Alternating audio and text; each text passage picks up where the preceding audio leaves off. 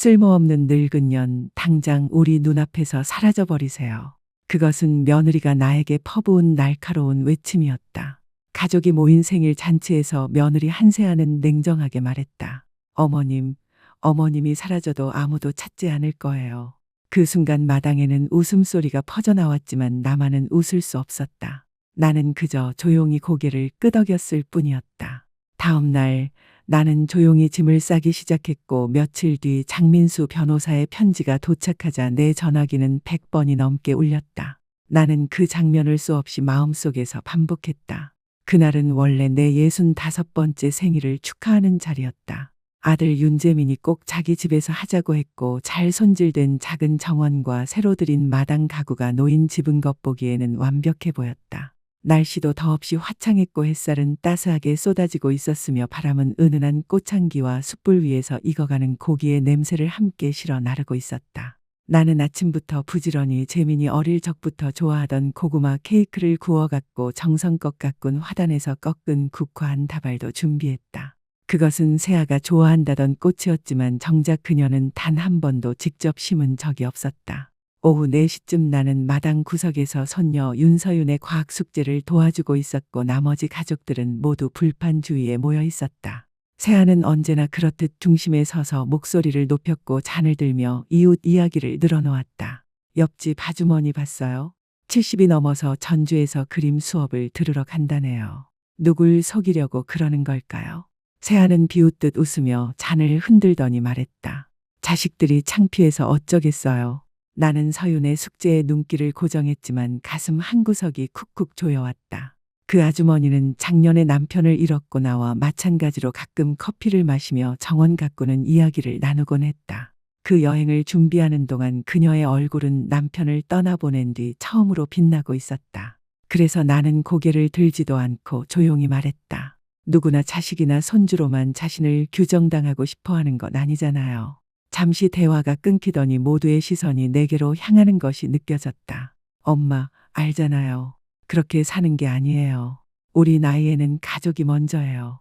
재미는 달래는 듯한 어조로 말했다. 그러자 세아는 고개를 비스듬히 기울이며 햇빛에 반짝이는 머리칼을 흔들고는 다시 입을 열었다. 솔직히 말씀드리면 어머님이 없어져도 아무도 찾지 않을 거예요. 어차피 집 밖에도 거의 안 나가시잖아요. 웃음소리가 또다시 마당에 울려 퍼졌다. 아들 재민도, 사위도, 심지어 사춘기 손주들마저 어색하게 따라 웃었다. 서윤은 나를 힐끗 보더니 곧바로 고개를 숙이고 숙제에만 몰두했다. 나는 반박하지도 울지도 않았다. 다만 고개를 끄덕이며 이렇게만 말했다. 맞는 말일지도 모르겠구나. 이내 대화는 다시 동네 소문으로 옮겨갔지만 내 안에서는 무언가가 분명히 부서졌다. 세아의 차가운 말 때문만은 아니었다.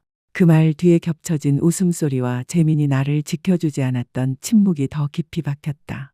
그것은 가벼운 농담이 아니라 오랜 세월 동안 조금씩 나를 지워온 모든 순간의 정점이라는 것을 깨닫는 순간이었다. 집으로 돌아오는 길, 수많은 기억이 몰려왔다. 세아가 두통을 핑계 삼아 장을 보러 나가면서 나에게 손주들을 맡기던 날, 명절에 내가 준비한 선물 제안이 무시되고 아이들이 원치 않는다던 물건들로 바뀌었던 일, 내가 비용을 보태준 가족 여행에서 가장 작은 방을 배정받아 다른 이들이 바다를 즐길 때 부엌에서 음식을 해야 했던 시간들. 그리고 재민, 내 아들. 7살 때 아버지 윤상우를 잃고 내가 2가지 일을 동시에 하며 대학까지 보냈던 아이. 언제부터 내 눈을 피하기 시작했고 언제부터 세아의 냉소적인 어투를 그대로 따라하기 시작했을까. 그날 밤 40해의 기억이 켜켜이 쌓인 고요한 집에서 나는 결심했다. 그것은 분노 때문도 아니었고 상처 때문만도 아니었다. 모든 것을 넘어선 명료함 때문이었다. 다음 날 아침 나는 오랜 친구이자 남편 윤상우가 세상을 떠났을 때 유언 문제를 도와주었던 장민수 변호사에게 전화를 걸었다. 그리고 얼마 전 동네에서 집을 매매했던 공인중개사에게도 연락을 했다. 오후가 되기 전 두 사람과 다음 날 만나기로 약속이 잡혔다. 그날 저녁 나는 오래된 사진첩을 펼쳐보았다. 첫 자전거를 타던 재민, 고등학교 졸업식에서 웃던 재민, 결혼식에서 하얀 드레스를 입은 한세아 옆에서 미소 짓던 재민, 갓난아기였던 손주들, 조금씩 자라 걸음마를 떼던 모습들, 그리고 나와의 거리가 점점 멀어지는 표정들. 사진을 넘길수록 최근으로 갈수록 내 모습이 점점 사라지고 있다는 것을 깨달았다. 언제부턴가 나는 내 가족의 사진에서 잘려나가듯 지워지고 있었다. 그날 밤 나는 수년 만에 가장 편안하게 잠들 수 있었다. 기쁘지 않았고 행복하지도 않았지만 오랜만에 나를 위한 결정을 내렸다는 확신이 있었기 때문이었다. 다음 날 나는 짐을 싸기 시작했다. 평생 쌓아온 물건들을 하나하나 정리하며 무엇을 남기고 무엇을 버려야 할지 고민했다. 떠나는 길에 가져갈 것은 무엇일까? 남편 윤상우가 남겨준 시계, 어머니의 진주 목걸이, 할머니가 손수 지어주신 이불. 하지만 가족 명절 때마다 내가 마련해 놓았지만 정작 내가 하인처럼 느껴지던 식탁은 두고 가기로 했다. 결혼 선물로 받았던 유리잔 세트는 한세아가 일부러 떨어뜨려 산산조각 낸 적이 있기에 그것도 두고 가기로 했다.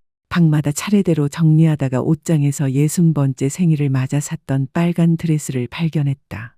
세아는 그 옷이 나이 든 사람이 입기에는 초라해 보인다며 비웃었지만 나는 그것을 정성스럽게 접어 가방 속에 넣었다. 변호사 장민수가 집에 찾아왔을 때 나는 내 뜻을 차분히 이야기했고 그는 묵묵히 귀 기울였다. 정말 이대로 하시겠어요?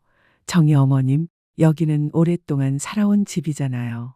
한때는 집이었죠. 하지만 지금은 그저 필요한 물건들을 쌓아두는 창고일 뿐이에요. 그는 천천히 고개를 끄덕였다. 30년 넘게 나를 알아온 그는 내가 어떻게 점점 작아져 갔는지 다 보고 있었다. 일주일 안에 모든 걸 준비해 드릴게요. 그는 내 손을 꼭 잡으며 말했다. 하지만 어머님, 재미는 어떡하고 손주들은 어떡하실 건가요? 나는 거실을 둘러보았다.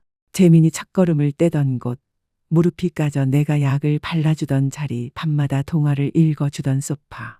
재민은 오래전에 나를 보지 않게 되었어요.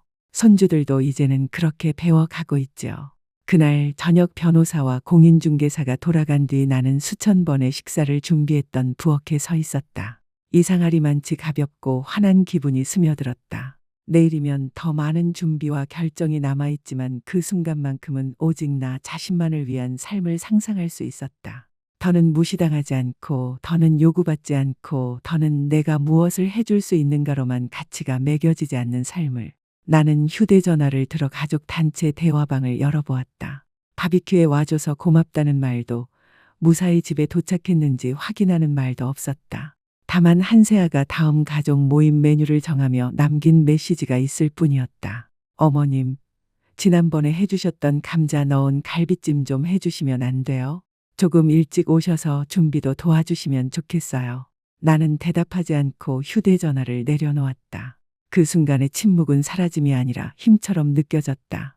바비큐가 끝난 지 사흘째 되던 새벽, 나는 일찍 눈을 떴다. 창밖에서는 오래된 단풍나무가 바람에 흔들리며 내 방 창문을 두드리고 있었다. 남편 상우가 늘 가지치기를 하겠다고 말만 하고 미처 하지 못했던 나무였다. 나는 파란색 가디건과 편안한 바지를 입고 가방을 문 옆에 두었다.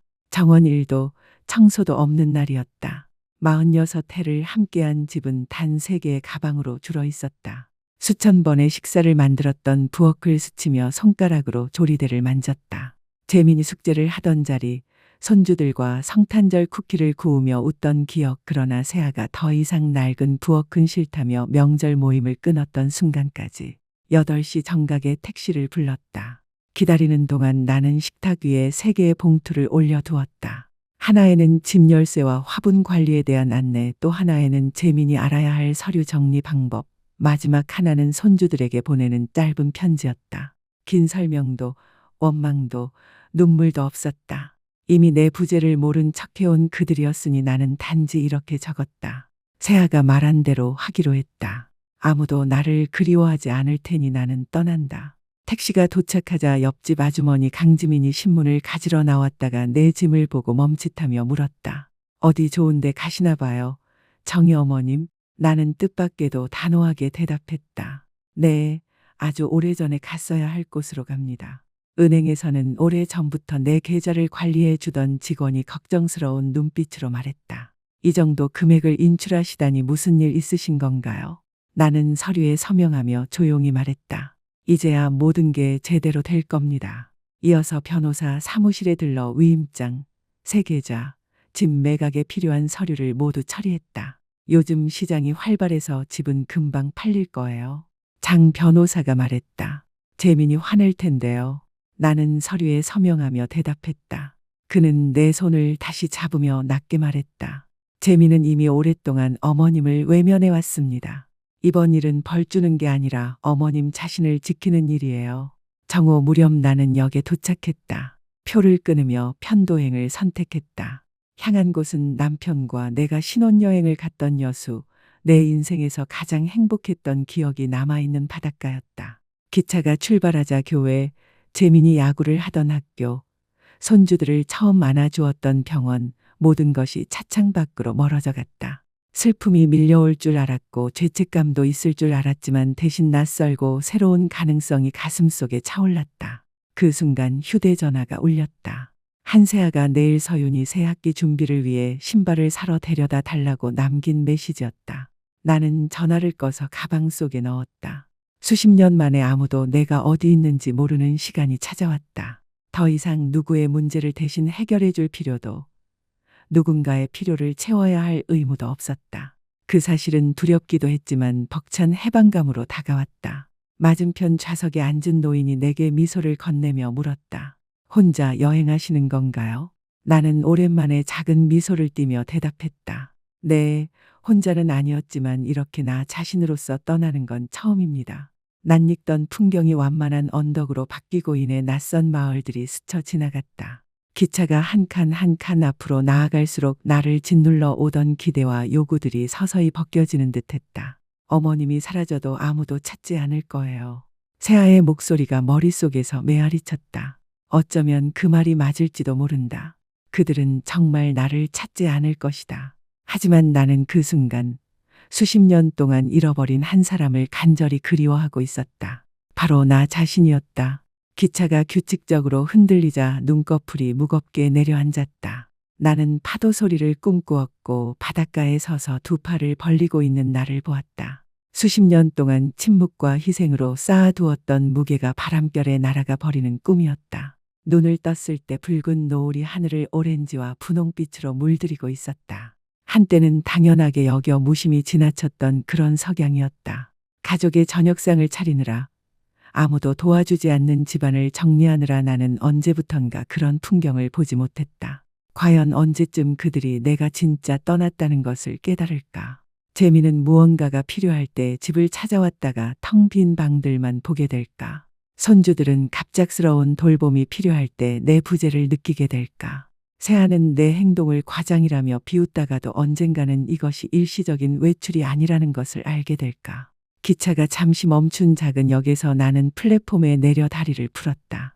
저녁 공기에는 꿀풀 향과 함께 알 수 없는 가능성이 섞여 있었다. 노부부가 손을 꼭 잡고 웃으며 내 곁을 지나갔고 나는 그들을 부러운 듯 또 희망 어린 시선으로 바라보았다. 내 가방 속 휴대전화는 여전히 꺼져 있었다. 서윤이의 새학기 신발, 재민의 맡긴 세탁물, 세아가 늘 비웃으면서도 결국 찾아 헤매던 내 갈비찜 조리법 같은 것들은 이제 기다려야 했다. 어쩌면 영원히. 차장이 탑승을 알리자 나는 다시 자리로 돌아와 창밖으로 미지의 마을이 멀어지는 것을 지켜보았다. 내일이면 여수에 도착할 것이다. 내일이면 새로운 삶이 시작될 것이다. 더 이상 재민의 어머니도 손주의 부모도 세아가 필요할 때마다 불러내는 희생양도 아닌 오직 윤정이라는 한 사람으로 65의 나이에야 비로소 나 자신에게 눈에 띄는 용기를 낼 수 있었다. 3달이 순식간에 흘렀다. 나는 바다에서 2블록 떨어진 작은 집을 빌렸고 조용한 밤이면 파도 소리를 들을 수 있었다. 아침에는 해안을 따라 산책을 하고 오후에는 그동안 미뤄두었던 책을 읽었으며 저녁에는 현관 앞에 앉아 노을을 바라보았다. 수십 년 동안 타인의 시간표에 맞춰 살아온 내 삶이 이제는 오직 나를 향하고 있었고 그 단순함은 사치처럼 달콤했다. 첫 주에는 죄책감이 밀려올까 두려웠지만 끝내 찾아오지 않았다. 오히려 나는 새로운 친구들을 사귀었다. 동네 서점의 마을 모임에 초대한 오미숙, 매일 아침 강아지를 데리고 산책하던 박병호, 그리고 나에게 수묵화를 권한 미술 강사까지. 침대 옆 탁자 위에는 아직도 꺼둔 휴대전화가 있었다. 가끔 눈길이 가면 궁금해졌다. 그들은 걱정하고 있을까, 분노하고 있을까, 실종 신고라도 했을까? 아니면 세아가 말한 대로 내 부재에 적응해 버렸을까? 나는 확인하지 않았다. 지금은 나만의 시간이었으니까. 그러던 어느 화요일, 마을 회관에서 그림을 그리고 있을 때 가장 친해진 친구 한미정이 내 어깨를 두드렸다. 정희 씨 변호사라고 하는 분이 밖에서 기다리고 있어요. 내 심장이 잠시 멎는 듯했다. 마침내 약속했던 순간이 온 것이다. 장민수 변호사가 정원에 서 있었는데 바닷가 사람들의 편안한 옷차림 사이에서 단정한 정장을 입은 모습은 다소 어울리지 않았다. 그러나 나를 보자 활짝 웃으며 안아주었다. 정말 보기 좋아요. 오히려 더 젊어 보이네요. 우리는 항구가 보이는 작은 찻집에 자리를 잡았다. 그는 서류가 가득 든 가방을 열고 차례로 꺼냈다. 집은 예상가보다 높게 팔렸습니다. 대출과 수수료를 모두 정산하고 남은 금액이 이 정도예요. 나는 눈앞의 금액에 숨이 멎는 듯했다. 이곳 여수에서 작은 집을 사도 남을 만한 돈이었다. 말씀하신 대로 손주들 장학 신탁도 설정했습니다. 성인이 된 뒤 반드시 저와 직접 만나야 자금을 받을 수 있게 조건을 넣었고요. 나는 조심스럽게 물었다. 혹시 나를 찾고 있었나요? 그는 잠시 표정을 누그러뜨리더니 고개를 끄덕였다. 네, 하지만 바로는 아니었어요. 거의 3주가 지나고 나서야 재민이 연락해 왔습니다. 어머님을 본 적 있냐고요. 나는 속으로 웃음 아닌 웃음을 지었다. 3주라니. 세아의 말이 다시 귓가에 맴돌았다. 아무도 찾지 않을 거라고. 하지만 집이 팔렸다는 것을 알게 되자 상황은 급변했다. 세아는 하루에도 여러 번 전화를 걸었고 재민은 법적으로 문제 삼겠다며 어머님이 정상적인 판단을 못하신다고 주장했다. 나는 허탈하게 웃으며 말했다. 가사도우미처럼 부려먹히는 삶을 스스로 버린 여자가 제정신일 리 없다고 생각하겠죠. 그는 고개를 끄덕이며 내 손을 꼭 잡았다. 저는 어머님께서 충분히 명확하게 판단하시고 결정하셨다고 알렸습니다. 손주들을 위한 신탁 이야기를 꺼냈더니 오히려 그들에게 불리해졌죠. 어떻게요? 세아는 오래전부터 어머님 집과 저축을 자기들 몫으로 여겨왔습니다. 주방을 새로 고치겠다. 아이들을 사립학교에 보내겠다 말이 많았어요. 사람들에게도 어머님이 모든 걸 물려주기로 했다고 떠벌려왔고요. 나는 그제야 모든 조각이 맞춰지는 걸 느꼈다. 나를 고립시키고 목소리를 지워온 이유가 단순한 편의가 아니라 미래의 상속 때문이었다. 편지는요? 어제 전달했습니다. 새 연락처와 신탁 조건, 약속했던 내용 모두 넣었습니다. 나는 깊게 숨을 들이마셨다. 그럼 이제 전화를 켜야겠군요. 준비가 되셨을 때만 하세요. 지금 그들은 전혀 이성적이지 못합니다. 집으로 돌아와 현관 앞 그네에 앉았다. 바닷바람은 짭조름한 냄새와 함께 꽃향기를 실어 나르고 있었다. 손에 든 휴대전화를 켜자마자 진동이 쉴 새 없이 울렸다. 부재중 통화 127통, 음성 메시지 89개, 문자 243통. 가장 처음 도착한 문자는 내가 떠난 바로 다음 날이었다. 엄마, 어디 계세요? 서윤이 신발 사야 해요. 이틀 뒤에는 장난치지 마세요. 전화해요. 사흘 뒤에는 엄마, 진심으로 걱정돼요. 일주일이 지나서는 세아가 그날 바비큐에서 뭐라 한 것 때문에 그러는 거면 너무 예민하게 구시는 거예요. 시간이 흐를수록 메시지는 더 다급하고 분노에 차 있었다. 어제 도착한 마지막 문자는 단 한 줄이었다. 지금 당장 얘기해야 해요. 나는 긴 숨을 내쉬고 음성 메시지를 재생했다. 세아의 목소리는 분노로 가득 차 있었다. 정희 어머님, 재민이가 변호사한테서 무슨 편지를 받았대요. 도대체 무슨 짓을 하시는 거예요? 가족과 상의도 없이 집을 팔아버리다니 당장 전화 주세요. 이어서 들려온 건 재민의 분노의 찬 목소리였다. 엄마, 제정신이에요. 손주들 신탁의 조건을 걸다니 말도 안 돼요. 그럴 권리 없어요. 음성 메시지는 점점 격해지고 위협적으로 변해갔다. 나는 마치 다른 사람의 이야기를 듣는 듯 담담하게 전부 들었다. 마지막 메시지는 달랐다. 서윤의 목소리였다. 아직 어린 손녀의 떨리는 목소리가 전해졌다. 할머니, 괜찮으세요? 아빠는 화만 내고 엄마는 돈 때문에 매일 울고 있어요. 저는 할머니 과자가 너무 먹고 싶어요. 언제 오세요? 그 순간 나는 애써 쌓아 올린 벽이 흔들리는 것을 느꼈다. 서윤만은 돈이 아닌 다른 이유로 나를 그리워하고 있었다. 바닷가로 석양이 떨어질 때 휴대전화가 울렸다. 발신자는 재민이었다. 3달 만에 마주한 순간이었다. 나는 전화를 받으며 차분히 말했다. 여보세요, 재민아. 잠시 정적이 흘렀다. 그는 내가 받을 줄 몰랐던 모양이었다. 엄마, 도대체 어디 계신 거예요? 우리한테 무슨 짓을 하신 건지 아세요? 나는 편지를 남겼잖니. 새아 말대로 했을 뿐이야. 아무도 나를 그리워하지 않을 거라기에. 그는 침묵하다가 억지로 웃음을 섞어 말했다. 그건 그냥 농담이었잖아요. 새아가 하는 말 절반은 진심도 아니에요. 아니, 그건 지금까지 내게 한 말 중 가장 솔직한 진심이었어. 그의 호흡소리가 거칠어졌다. 어린 시절부터 화를 잘 내던 재미는 이제 그 분노를 무기로 나를 올가매고 있었다. 엄마, 집을 팔아버리다니 그건 우리 가족의 집이잖아요. 말도 없이 어떻게 그럴 수 있어요. 그 집은 내 이름으로 된 집이고 내가 40년 동안 대출을 갚으며 지켜온 집이야. 우리는 그 집을 계획하고 있었단 말이에요. 새아가 리모델링을 하자고 벌써 얘기했는데 그는 말을 멈추었다. 언제 리모델링을 하려 했는데 내가 죽은 뒤에 아니면 요양원에 보내놓고. 그의 침묵은 내 오랜 의심을 확신으로 바꾸었다. 그들은 내가 사라지기를 기다리고 있었던 것이다. 신탁은 터무니없어요. 아이들 학자금의 조건을 걸다니 필요 없어요. 우리가 이미 저축을 하고 있는데 기차 창밖 풍경은 익숙한 들판을 지나 언덕으로 이어지고 이내 낯선 마을로 바뀌어 갔다. 한참을 달릴수록 나를 올가매던 기대와 의무의 무게가 조금씩 벗겨지는 듯했다. 어머님이 사라져도 아무도 찾지 않을 거예요.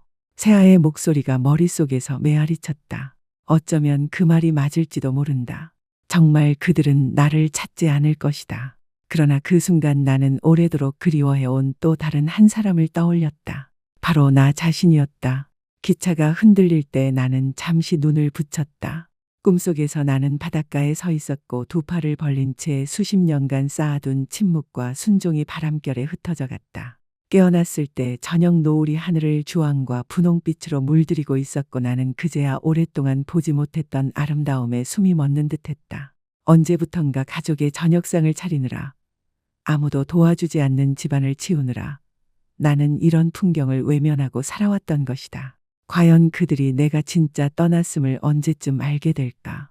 재미는 무언가 필요할 때 집을 찾았다가 텅 빈 방만 마주하게 될까? 손주들은 갑작스러운 부탁으로 돌봄이 필요할 때 내 부재를 깨닫게 될까?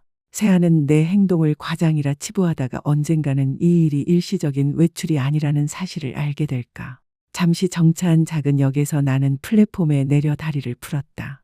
저녁 공기에는 꿀풀 향기와 함께 알 수 없는 가능성이 섞여 있었다. 손을 꼭 잡고 지나가는 노부부의 웃음은 부러움과 희망을 동시에 불러일으켰다. 내 가방 속 전화기는 여전히 꺼져 있었다. 서윤이의 신발, 재민의 세탁물, 새아가 늘 나를 비웃으면서도 결국 필요할 때마다 찾던 갈비찜 조리법은 이제 기다려야 했다. 어쩌면 영원히. 차장에 탑승한 내 다시 자리에 앉아 창밖을 바라보았다. 내일이면 여수에 도착한다. 내일이면 나는 새 삶을 시작한다. 더 이상 재민의 엄마도 손주의 부모도 새아의 필요에 끌려다니는 희생양도 아닌 오직 윤정이라는 사람으로 65의 나이에야 비로소 나는 나 자신에게 눈에 띄는 용기를 내고 있었다.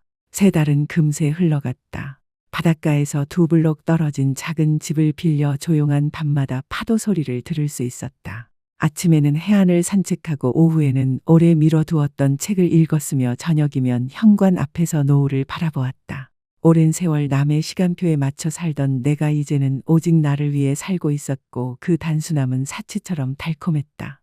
죄책감이 밀려올까 두려웠지만 끝내 오지 않았다. 오히려 뜻밖의 친구들이 생겼다. 마을 모임에 초대해준 오미숙, 매일 아침 개를 데리고 산책하다가 커피를 청한 박병호, 그리고 나를 수묵화 강좌로 이끈 미술 강사까지. 그러던 어느 화요일 회관에서 그림을 그리고 있을 때 가장 친해진 한미정이 어깨를 두드렸다. 정희 씨 변호사라고 하는 분이 찾아왔어요. 내 심장이 덜컥 내려앉았다. 장민수 변호사였다. 그와의 약속이 이제야 닿은 것이다. 바닷가 마을 사람들의 편안한 옷차림 사이에서 정장을 입은 그는 다소 낯설어 보였지만 나를 보자 환히 웃으며 안아주었다. 정말 보기 좋아요. 오히려 더 젊어 보이네요. 항구가 내려다 보이는 작은 찻집에서 그는 서류를 꺼내 보였다. 집은 예상보다 높은 값에 팔렸습니다. 대출과 수수료를 제외하고 남은 금액은 이 정도예요. 나는 숨이 막히듯 숫자를 바라보았다. 이곳에서 작은 집을 사도 충분한 돈이었다. 말씀대로 손주들 장학 신탁도 설정했습니다. 20살이 된 뒤 반드시 저와 직접 만나야 받을 수 있도록 조건을 달았어요. 나는 조심스럽게 물었다. 혹시 나를 찾았나요? 네. 하지만 바로는 아니었어요. 거의 3주가 지나서야 재민이 연락을 했습니다. 나는 허탈한 웃음을 지었다. 세아의 말이 맞았던 것이다. 아무도 찾지 않을 거라는 말. 그러나 집이 팔렸다는 걸 알자 상황은 달라졌다. 세아는 하루에도 몇 번씩 전화를 했고 재민은 법적으로 문제 삼겠다며 내가 제정신이 아니라고 주장했다. 나는 허무하게 웃었다. 무보수 하녀처럼 부려먹히던 삶을 벗어난 여자가 제정신일 리 없다고 생각했겠지. 장 변호사는 고개를 끄덕였다. 저는 어머님께서 명확하게 판단하신 것임을 알렸습니다. 손주들을 위한 신탁 이야기를 꺼냈더니 오히려 그들에게 불리해졌지요. 집으로 돌아온 나는 현관 앞 그네에 앉아 휴대전화를 켰다. 수백 건의 부재중 통화와 메시지가 쏟아졌다. 가장 처음은 내가 떠난 바로 다음 날이었다. 엄마, 어디 계세요? 서윤이 신발 사야 해요. 이틀 뒤. 이제 장난 그만하세요. 전화 좀 받아요. 사흘 뒤. 엄마, 진심으로 걱정돼요. 일주일 뒤에는. 세아가 바비큐에서 뭐라 한 것 때문에 그러시는 거면 너무 예민한 거예요. 시간이 흐를수록 메시지는 점점 분노와 다급함으로 가득했다. 마지막은 단 한 줄이었다. 지금 당장 얘기해야 해요. 나는 긴 숨을 내쉬고 음성 메시지를 들었다. 세아의 분노 어린 목소리였다. 정희 어머님, 재민이가 변호사한테서 무슨 편지를 받았대요. 도대체 무슨 짓을 하신 거예요? 가족과 상의도 없이 집을 팔다니 당장 전화 주세요. 이어서 들려온 건 재민의 목소리였다. 엄마, 제정신이에요. 손주들 신탁의 조건을 걸다니 말도 안 돼요. 목소리마다 점점 더 날카롭고 위협적으로 변해갔다. 나는 마치 다른 사람의 이야기를 듣는 듯 담담히 들었다. 마지막 메시지는 달랐다. 서윤의 목소리였다. 할머니, 괜찮으세요? 아빠는 화만 내고 엄마는 돈 때문에 울고 있어요.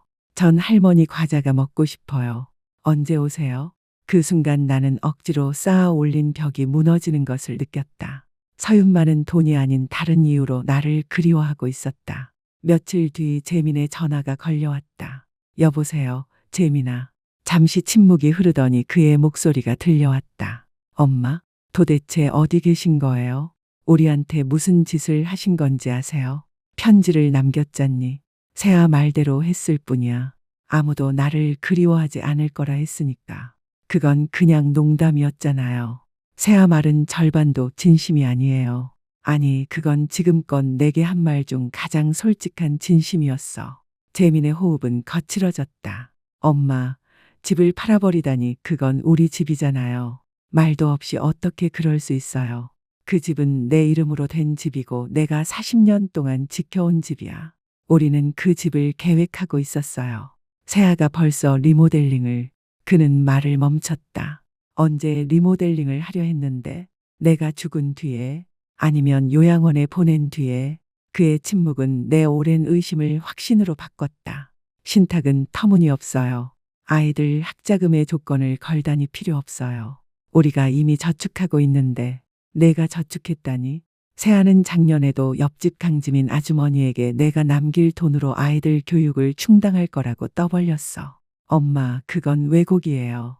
이제 그만 돌아오셔야죠. 이 모험 같은 건 충분해요. 나는 이미 집이야. 재민아, 엄마답지 않아요. 한 번도 이기적으로 굴지 않으셨잖아요. 이기적이라는 단어가 가슴에 꽂혔다. 평생 남을 먼저 두고 나를 줄이며 살아왔는데 이제야 겨우 나를 지키려는 결단이 이기적이라 불리고 있었다. 나를 만나러 와라. 세아 없이 혼자서. 엄마, 세아는 내 아내예요. 우리는 부부예요. 이번만큼은 아니야. 왜 내가 떠났는지 알고 싶으면 혼자 와. 결국 그는 3날 뒤에 나를 만나러 왔다. 나는 항구 앞 작은 찻집에서 그를 기다렸다. 들어오는 재민의 얼굴은 초췌했고 눈은 불안하게 흔들렸다. 잠시 나를 보자 안도하듯 굳은 표정이 스쳤다가 곧 원망으로 변했다. 엄마 달라졌네요. 그래, 나 달라졌어. 대화는 이어졌고 나는 세아가 수년간 어떻게 나를 고립시키고 가족과 멀어지게 만들었는지를 차분히 보여주었다.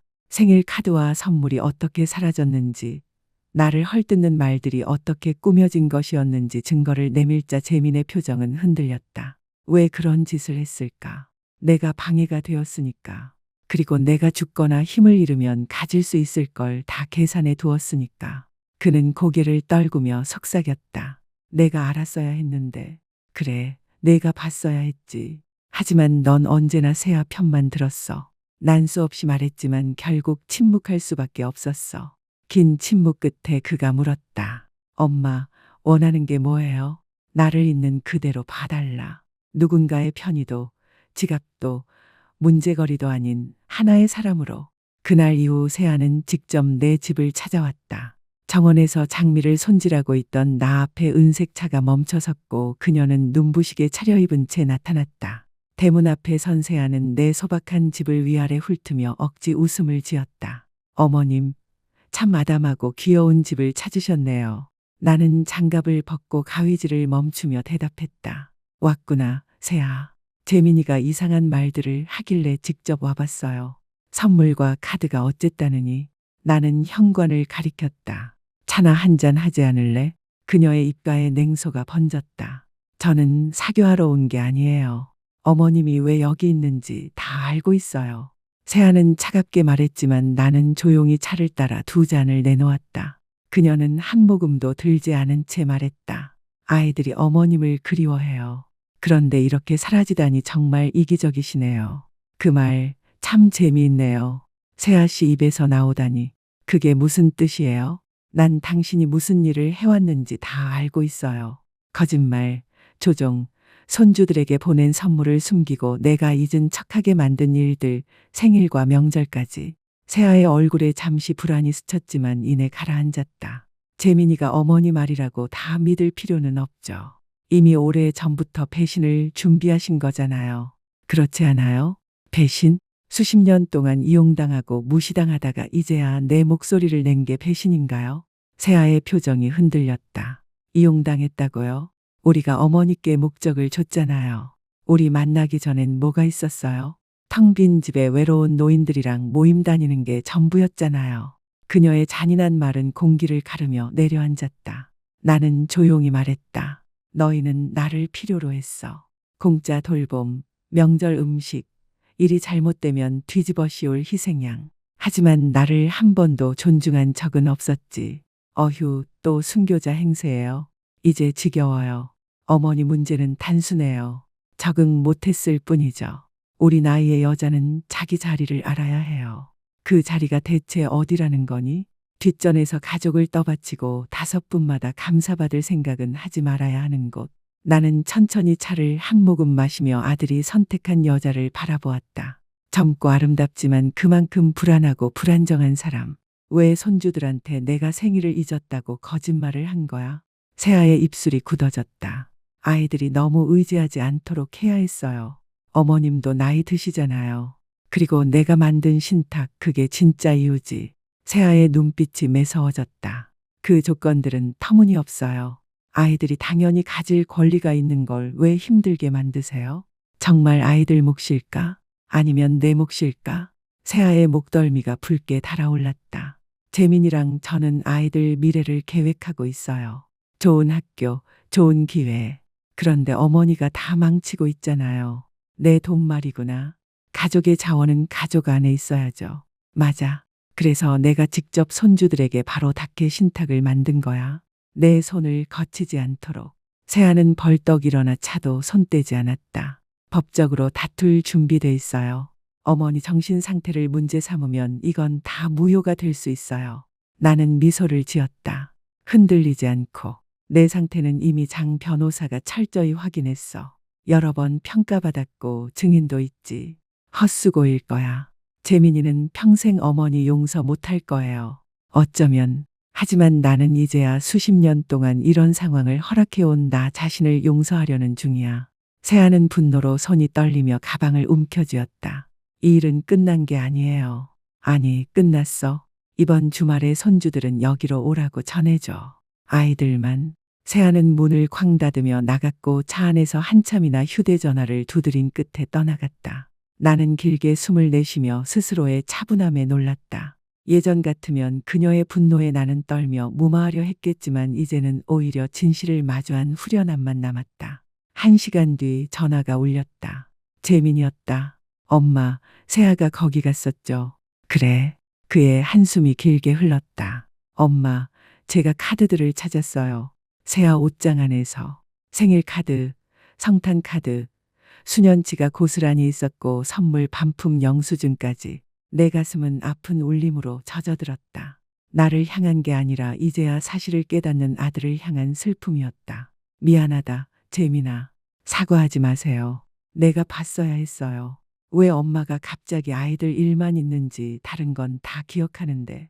침묵이 흘렀다. 아이들이 이번 주말에도 오고 싶대요. 괜찮으시죠? 그럼 당연하지. 금요일에 데려갈게요. 새아는 안 올 겁니다. 전화를 끊고 현관 앞 그네의 앉아 노을을 바라보았다. 오렌지와 분홍빛으로 물드는 하늘 아래 나는 떠난 뒤 처음으로 진짜 슬픔을 느꼈다. 내가 잃은 것이 아니라 애초에 존재하지 않았던 것. 조건부 인정과 조종 위에 쌓은 가족이라는 환상에 대한 애도였다. 금요일 아침 날씨는 완벽했다. 나는 일찍 일어나 서윤이가 좋아하는 과자를 굽고 태준이가 관심을 보였던 망원경을 꺼내며 손님방에 새 침구를 마련했다. 차가 도착했을 때 심장은 긴장으로 뛰었다. 혹시 아이들이 화난 건 아닐까? 새아가 이미 마음을 돌려놓은 건 아닐까? 서윤이가 먼저 내렸다. 13살 훌쩍 자란 모습에 가슴이 저려왔다. 잠시 머뭇거리던 서윤은 눈이 마주치자 울음을 터뜨리며 달려와 내 허리를 껴안았다. 할머니, 우린 할머니가 우릴 버린 줄 알았어요. 뒤따라 내린 태주는 10살. 용감한 척했지만 내가 팔을 벌리자 얼굴을 묻으며 속삭였다. 왜 인사도 없이 가셨어요? 나는 아이들을 꼭 안은 채 고개를 들어 재민을 바라보았다. 그는 차 옆에 서서 복잡한 표정으로 우리를 지켜보고 있었다. 죄책감, 안도 그리고 조금은 존중 같은 감정이 섞여 있었다. 들어오렴.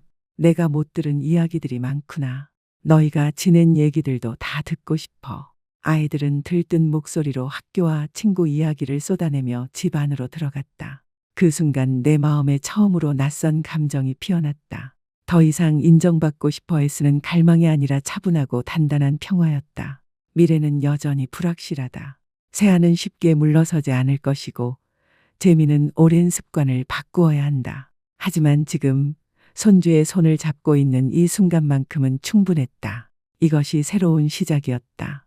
내가 옛 삶을 떠난 지 꼭 1년. 나는 여수의 작은 집에서 66번째 생일을 맞이했다. 화려한 바비큐도 긴장감으로 가득한 가족 모임도 없었다. 오직 나를 있는 그대로 바라봐주는 사람들과의 소박한 저녁 식사만 있었다. 서윤과 태주는 전날 도착해 여름방학 2주를 나와 함께 보낼 수 있다는 기대감으로 들떠 있었다. 재미는 일이 끝나는 대로 내려와 합류할 예정이었다. 1년 사이에 모든 것이 달라졌다. 작은 집은 더 이상 임대가 아니었다. 나는 가족 집을 판 돈 일부로 이 집을 샀고 정원은 내 손길 아래서 형형색색의 꽃과 향기로운 허브로 가득 차 있었다. 집안 구석구석은 가족의 기대나 의무가 아닌 오직 내 취향으로 채워져 있었다. 무엇보다 달라진 건 나였다. 며느리의 아무도 그리워하지 않을 거예요.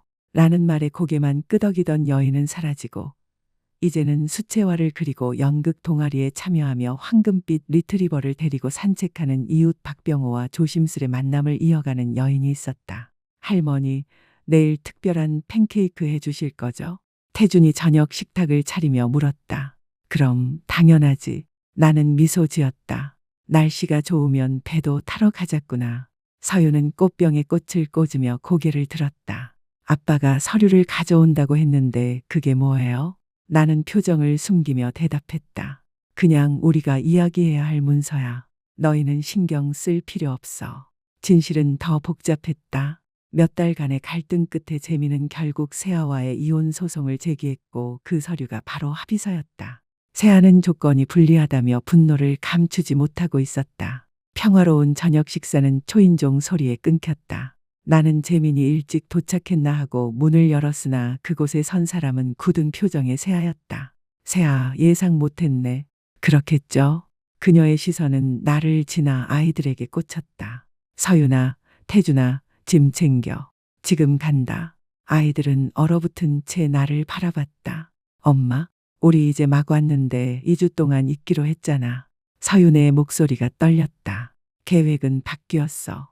당장. 세아의 목소리는 날카로웠다. 나는 한 발 앞으로 나서며 출입구를 막았다. 세아, 아이들은 어디도 가지 않아. 이 방문은 재민과 법원에서 승인한 일정이야. 그녀의 눈이 가늘게 찢어졌다. 역시 방해만 하는군요. 이게 우리가 이렇게 된 이유예요. 엄마, 제발요. 태준이 울먹이며 말했다. 우리 할머니랑 있고 싶어요. 세아의 얼굴이 일그러졌다. 내가 지금까지 다 해준 게 뭔데? 날 배신하고 저 여자를 택해? 나는 아이들에게 고개를 끄덕였다. 서윤아, 태준이 데리고 뒤뜰로 가 있어. 엄마랑 잠깐 얘기할게. 아이들이 자리를 비우자 나는 세아를 정면으로 마주했다. 이제 돌아가. 아이들 없이 난 못 가요. 아이들은 물건이 아니야. 지금은 아버지와 할머니와 함께할 시간이지. 그녀는 비웃듯 웃었다. 아버지라니. 재민이가 뭘 하고 있는 줄 알아요? 내 모든 걸 빼앗으려 하고 있어요. 집도 양육권도 전부 다. 결혼이 잘 풀리지 않은 건 안타깝지만 그건 너와 재민 사이의 일이야. 아니에요. 이 모든 게 어머님이 떠난 날부터 시작됐어요. 재민을 내 편에서 돌려 세운 것도 다 어머님이잖아요. 아니, 난 단지 더 이상 보이지 않는 존재로 남지 않기로 했을 뿐이야. 세아의 얼굴에 금이 갔다. 어머님은 이겼다고 생각하죠? 이렇게 완벽한 인생을 꾸려놓고 내 걸 망쳐놨으니까. 이기는 게 아니야. 그냥 처음으로 진짜 내 삶을 사는 거지. 가식 좀 그만하세요. 그녀는 이를 악물며 속삭였다.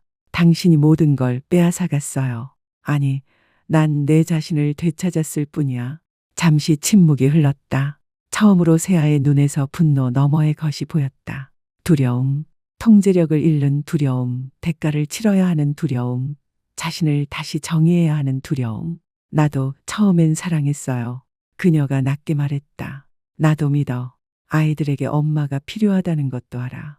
하지만 아이들을 자기 그림자로만 여기면 안 돼. 마당에 차 한 대가 들어섰다. 재민이었다. 여기서 뭐 하는 거야? 그의 목소리는 단호했다. 매복당한 거죠. 세아는 어깨를 고추 세웠다. 재민은 한숨을 쉬었다. 우린 이미 합의했잖아. 아이들이 2주 동안 엄마 집에 있는 걸로. 내가 마음을 바꿨어요. 나는 재민의 팔에 손을 얹었다. 아이들 좀 보고 와. 세아랑 난 할 얘기가 남았어. 재민이 안으로 들어가자 나는 다시 세아를 바라봤다. 아이들은 널 사랑해. 그건 변하지 않아. 하지만 지금처럼 불쑥 나타나 방학을 망치려 하는 건 아이들 때문이 아니야. 내가 다시 통제하려는 거지. 세아는 부정하지 않았다. 모든 걸 잃어버리는 기분이 어떤지 난 알아. 나도 수십 년 동안 가족 속에서 점점 지워지며 그렇게 살았으니까. 개인적인 게 아니었어요. 그녀는 고개를 떨궜다. 그냥 방해가 됐을 뿐. 뭐의 방해였는데. 아들을 사랑하는 엄마, 손주를 아끼는 할머니. 세아는 대답하지 못했다. 집으로 돌아가. 이번 2주는 아이들에게 주자. 그리고 다시 돌아가면 아이들을 진짜로 위한 엄마가 돼. 통제가 아니라 행복을 먼저 두는 엄마로. 잠시 망설이던 세아는 차갑게 웃으며 말했다. 끝난 게 아니에요. 아니, 끝나지 않았어. 우리는 아이들 때문에 계속 엮일 거야. 하지만 달라질 수 있어. 더 나아질 수도 있지. 세아가 떠난 뒤 나는 뒤뜰에서 불안하게 기다리던 재민과 아이들을 마주했다. 엄마가 우리 데려가는 거예요? 태준이 떨리는 목소리로 물었다. 아니야. 넌 여기서 계획대로 지낼 거야. 안도의 빛이 아이들의 얼굴에 번졌다. 재민은 복잡한 눈빛으로 나를 바라봤다. 그날 밤 아이들이 잠든 뒤 우리는 와인을 들고 현관에 앉았다. 무슨 말을 하신 거예요? 세아가 저렇게 물러난 건 처음 봤어요. 나는 천천히 대답했다. 그 애는 내 모습 속에서 자기 자신을 본 거야. 차이는 내가 65에야 삶을 되찾았지만 그 애에겐 아직 시간이 있다는 거지. 앞으로는 더 나은 길을 찾아야겠지. 재미는 천천히 고개를 끄덕였다. 이혼 서류가 준비됐어요. 어머니도 보실 수 있게 가져왔습니다. 그건 내가 볼 필요 없어. 그건 너와 세아 사이의 문제지. 하지만 재민아, 이건 복수가 아니야. 이제는 각자가 제자리를 찾아가는 거야. 세아까지도. 정원에서 불어온 밤바람은 은은한 매와 향기를 실어 나르고 멀리 바닷가는 파도 소리로 고요한 배경을 만들어 주었다. 엄마, 세아가 아무도 그리워하지 않을 거라고 했을 때 그건 틀린 말이었어요. 우린 그리워했어요. 전 엄마를 그리워했어요. 엄마가 없어진 뒤에야 얼마나 당연하게 여겨왔는지 깨달았어요. 나는 그의 손을 살며시 잡았다. 때로는 사라져야만 진짜로 보이는 법이란다. 1년 전 나는 사라지는 게 당연하다 여길 만큼 익숙해져 있었고 그 말에 고개만 끄덕이던 여인이었다. 하지만 이제 나는 손주들에게, 아들에게, 친구들에게 그리고 무엇보다 내 자신에게 뚜렷하게 존재하는 사람이었다. 다음 날 새벽, 나는 바닷가를 따라 걸었다. 태양이 수평선 위로 떠오르며 물결을 붉게 물들이고 있었다. 멀리서 박병호가 황금빛 리트리버와 함께 산책하는 모습이 보였다. 그는 손을 흔들었고 나도 손을 흔들었다. 그 단순한 몸짓에는 한 번도 상상하지 못했던 미래의 약속이 담겨 있었다. 집으로 돌아오니 서윤이가 이미 현관 앞에 앉아 스케치북을 들고 있었다. 할머니, 그녀가 고개를 들며 말했다. 저 생각해 본 게 있어요. 뭔데, 우리 서윤이? 그녀는 스케치북을 돌려 보여주었다.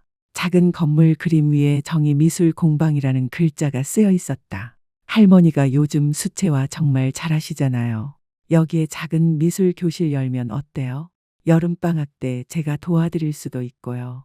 나는 그 곁에 앉아 그녀의 마음 씀씀이에 가슴이 따뜻해졌다. 좋은 생각인데 할머니는 늘 남을 도와주셨잖아요.